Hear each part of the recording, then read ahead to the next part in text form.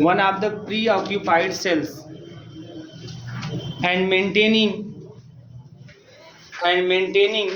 the row and column some restrictions and maintaining the row and column some restrictions, and then repeat the step 3 to 6, and then repeat the step 3 to 6, repeat the step 3 to 6. चलो अभी question लेते हैं और इस पूरे जो लिखवाए हैं इसको हम यहाँ पे समझाते हैं इस क्वेश्चन के हेल्प से। ठीक है भैया, चलो ध्यान दो। तो क्वेश्चन है जैसे आपका क्वेश्चन लिखिए, डिटरमाइन द, क्वेश्चन लिखिए determine the optimum basic feasible solution, determine the optimum basic feasible solution to the following, determine the optimum basic feasible solution to the following transportation problem, to the following transportation problem। ये transportation problem दिया हुआ है, इसके लिए optimum basic feasible solution आपको find करना है। 3 origin है O1 O2 O3, 4 डेस्टिनेशन है D1 D2 D3 and D4, 5 3 6 2 दिया हुआ है, 4 7 9 1 दिया हुआ है, 3 4 7 5 दिया हुआ है। यहाँ पे रिक्वायरमेंट है 16 18 31 25 की, और यहाँ पे अवेलेबिलिटी है 19 37 34। ठीक है ना, यह क्वेश्चन है। ठीक है, अब कैसे करेंगे इस क्वेश्चन को? सबसे पहला काम है कि आप इनिशियल बेसिक फिजिबल सॉल्यूशन आप निकालोगे, है ना। वो कैसे निकलेगा?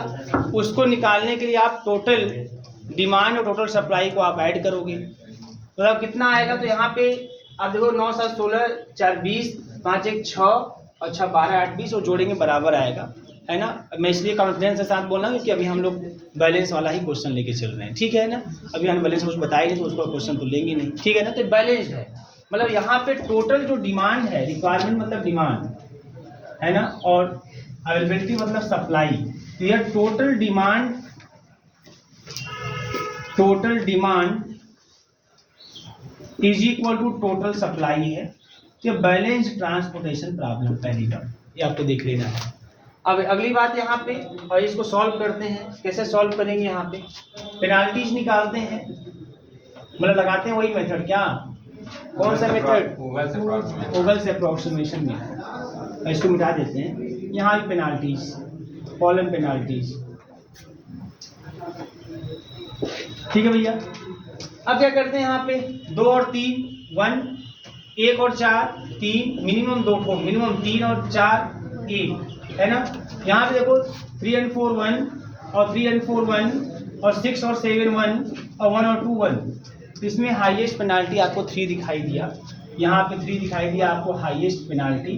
तो आपको ऐसे कंडीशन में क्या करना है ना, मिनिमम के पास जाना है। मिनिमम आपका 1 है, 25 को भर देंगे। बात समझ में आ रही है?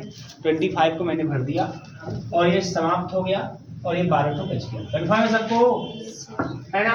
फिर से पेनाल्टी लिखेंगे, तो अब यहाँ पे 3 और 5 की पेनाल्टी 2 और 4 और 7 की पेनाल्टी 3, 3 और 4 की पेनाल्टी 1। यहाँ पे सेम 1 आएगा 1 आएगा 1 आएगा और एक डैश।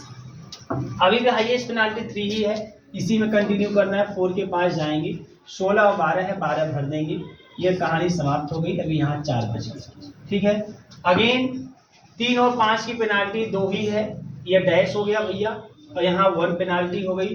3 और 5 की पेनाल्टी 2 है, 3 और 4 की 1 है, 6 और 7 की 1 है, ये डैश, है ना। अब हाईएस्ट पेनाल्टी 2 दिखाई दे रहा है, यहाँ भी 2 यहाँ भी 2, कहीं से ले लीजिए। अगर यही 2 कंसीडर कर लेते हैं तो लोवेस्ट के पास जाते हैं 3 के पास, और यहाँ 18 है तो 18 भर देते हैं और ये पूरा समाप्त। यहाँ 19 है तो 1 बच गया अभी। ठीक है ना। अब कितने पॉइंट बचे हैं? 4 ठो ना, 1 2 3 4 बचे हैं। मैं बोला अब इतना हो जाए तो आप डायरेक्ट पहुंच जाओ सबसे लोवेस्ट के पास, 3 के पास जाओ आप। यहाँ 4 है, यहाँ 34 है, तो 4 को भर देंगे और ये साफ हो जाएगा भैया। यहाँ 30 बच जाएगा। अब 6 और 7 बचा है, 6 के पास चले जाइए, जो 6 7 में मिनिमम है। है ना। यहाँ पे कितना है 1 है, तो 1 को भर दीजिए, समाप्त हो गया, है ना। ये बच गया 30 और फिर यहाँ 30 भर दीजिए, सब कहानी समाप्त। ठीक है, कंफर्म है, ऐसा कर देंगे आप लोग। ठीक है, अब इनिशियल बेसिक फिजिबल सॉल्यूशन क्या आ गया? इनिशियल बेसिक फिजिबल सॉल्यूशन आ गया क्या, बताइए क्या आ गया initial basic feasible solution? x11 is equal to x12 18 और x13 1, x21 12, x24 25, बोलो। फिर उसके बाद x31 4 और x33 30। अभी हम ट्रांसपोर्टेशन कास्ट नहीं निकालते, पहले हम ये पता कर लेते हैं कि ये हमारा यही ऑप्टिमल सॉल्यूशन है, तब निकाल लेंगे, है ना। अगर ये नहीं रहेगा कोई मतलब नहीं निकालने का उसका, आप निकाल भी सकते हैं, गुणा करके निकाल लीजिएगा ट्रांसपोर्टेशन कास्ट मन होगा आपका। तो अब क्या करेंगे बेटा, अब इस बॉक्स को फिर से बनाते हैं, इस बॉक्स को फिर से बनाते हैं, ध्यान दीजिएगा, इस बॉक्स को फिर से बनाते हैं,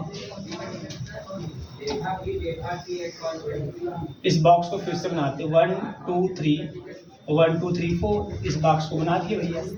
ये कितना है 5 है ना, इसको बीच में लिख देते हैं। 5 है, 3 है, 6 है, 2 है, 4 है, 7 है, 9 है, 1 है, 3 है, 4 है, 7 है, 5। ठीक है, अब बताओ एलोकेशन कितना कितना हो गया? इसमें 18 हो गया, इसमें कितना 1 हो गया, इसमें 12 हो गया, इसमें 25 हो गया, 1 में है 1 में 25 है, बहुत तेज आप लोग। ये 25 और ये 4 है 7 और ये 30, क्लियर है। अब आप m प्लस n माइनस 1 कोई वैल्यू निकाल लीजिए, m प्लस n माइनस 1, तो 3 ठो रो है, 4 ठो कॉलम है, माइनस का 1 मतलब कितना हो गया 6। अब number of allocation, positive allocation निकाल लीजिए, कितना एलोकेशन हुआ है 6 एलोकेशन, 1 2 3 4 5 6, 6 एलोकेशन हो गया, क्लियर है। अब ध्यान दीजिए, अच्छा ये तो हो गया इस तरह से हम, अच्छा क्या लूप बनेगा क्या, पहले वो देख लो, लूप बनेगा। अगर हम यहाँ से उठाएं एक, इसको मिलाएं, फिर कहाँ जाएंगे, फिर कहीं नहीं जा पाएंगे, है ना। इसको उठाएं ऐसे जाके फिर यहाँ पे घूमेंगे, है ना, लूप नहीं बनेगा। इसका मतलब ये नॉन डीजेनरेट, है ना, सोल्यूशन है। तो अगर आपसे नॉन डीजेनरेट पूछा तो ऐसे पहले बता देंगे, है ना। मे भी पूछा जा सकता है ना, कुछ भी पूछा जा सकता है, MCQ की बात है कि डीजेनरेट नॉन डीजेनरेट तुरंत बता देंगे। अब आइए हम ऑप्टिमल की तरफ, क्योंकि ऑप्टिमल पूछा है ना, तो ऑप्टिमल की तरफ बढ़ते हैं। अब ऑप्टिमल की तरफ बढ़ने के लिए क्या करते हैं, मैं इसको मिटा दे रहा हूँ, ठीक है ना। अब लिखते हैं U1 U2 U3 और V1 V2 V3 V4, 4 ठो है ना। देखो यहाँ U1 रो में U1 U2 लिखते हैं, है ना, U1 U2 U3, अब कॉलम में V1 V2 V3 V4, बहुत ध्यान समझिएगा।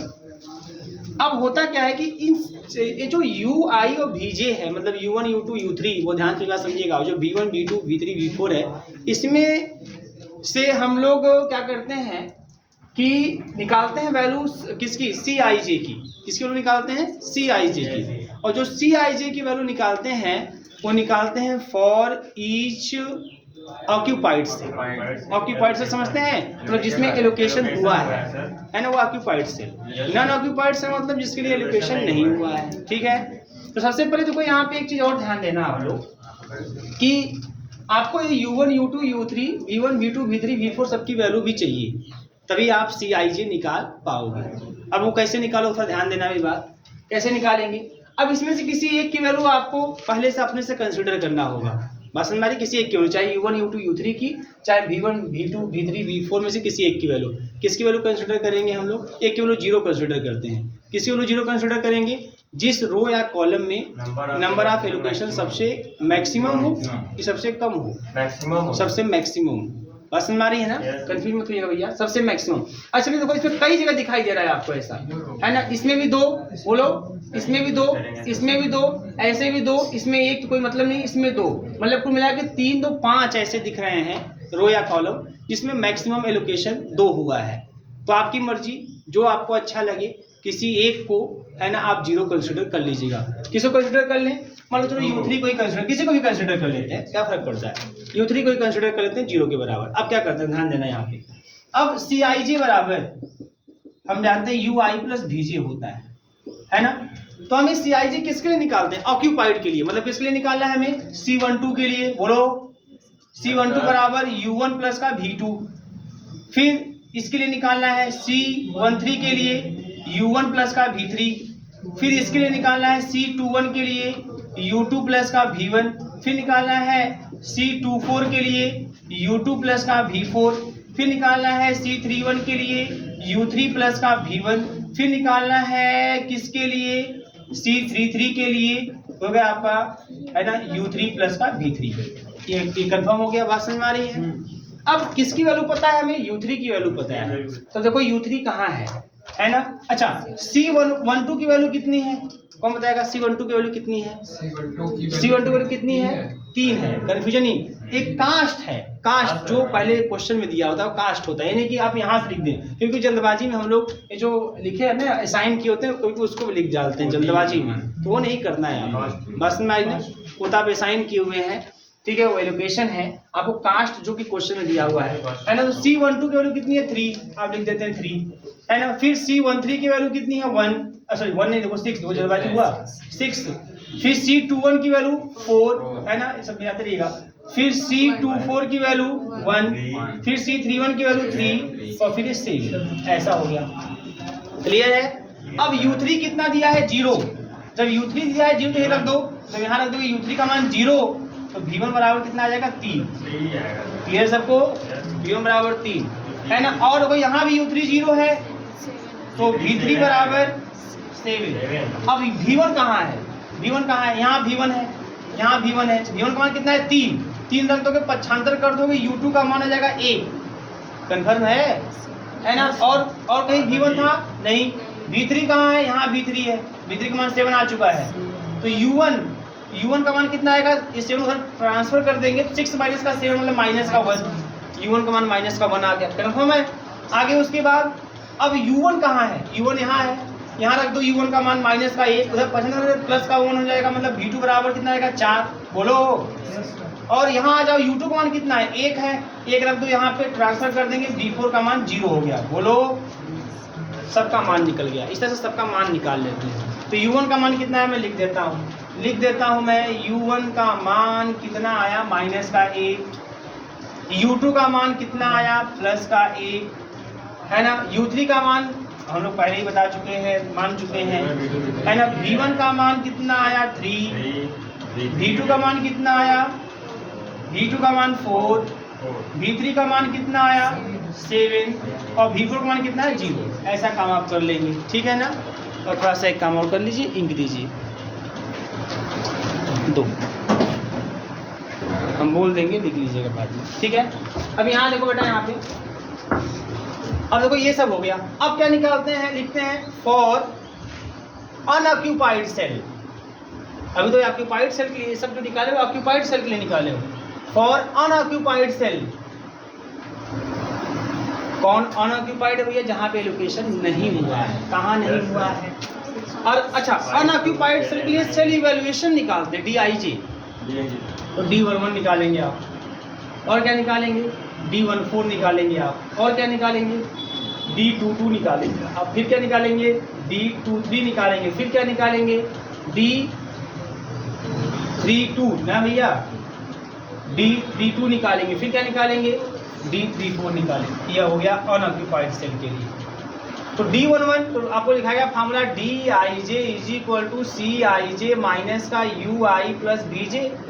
तो D11 मतलब हो गया आपका C11 माइनस का U1 प्लस का V1। इसका मतलब D14 का मतलब C14 माइनस का U1 प्लस का V4, है ना। D22 का मतलब C22 माइनस का U2 प्लस का V2। D23 का मतलब C23 माइनस का U2 प्लस का V3। और D32 का मतलब C32 माइनस का U3 प्लस का V2। और D34 का मतलब C34 माइनस का U3 प्लस का V4। कंफर्म है। अब बताओ ये कितना आएगा, C11 कितना है भैया 5 है, माइनस U1 कितना है माइनस का 1 है, V1 कितना है प्लस का 3 है। चलो यह हो गया। C14 कितना है 2 है, U1 कितना है माइनस का 1 है ना। V4 कितना है 0 है। फिर C22 कितना है 7 है, U2 कितना है 1 U2 आया भैया 1 है, V2 कितना है 4 है। फिर उसके बाद C23 कितना है 9 है, फिर U2 कितना है 1 है, V3 कितना है 7 है। फिर उसके बाद C32 कितना है 4 है, U3 कितना है 0 है, V2 कितना है 4 है। क्लियर है। फिर C34 कितना है 5 है, और U3 कितना है 0 है, V4 कितना है 0 है। अब वो कितना आया ये 3 में से 1 या 2, 5 में से 2 या 3, यही ना। और ये 2 ये हो जाएगा 3, 5 मतलब 2 आ गया, 8 मतलब 1 आ गया, 4 में से 4 गया 0 आ गया, ये 5 आ गया। तो here Dij all Dij is less than no is greater than or equal 0, या तो 0 है तो greater than or equal 0 है ना। हेंस जो सोल्यूशन मिला है ना आपको इनिशियल बेसिक फिजिकल सोल्यूशन वही ऑप्टिमल लेकिन यूनिक नहीं है, मतलब है ना। उसके अलावा और भी सोल्यूशन हमको मिल सकते हैं। आएगा कास्ट लिख लूँ तो ना, जैसे आप उससे जो कास्ट निकालोगे, जैसे भाई सुनो ध्यान से, जैसे आप लोग क्या करते हो, जैसे जब सेम आता है पेनाल्टी तो आप करते एक कोई लेते हो और कोई दूसरा ले लेगा तो फिजिकल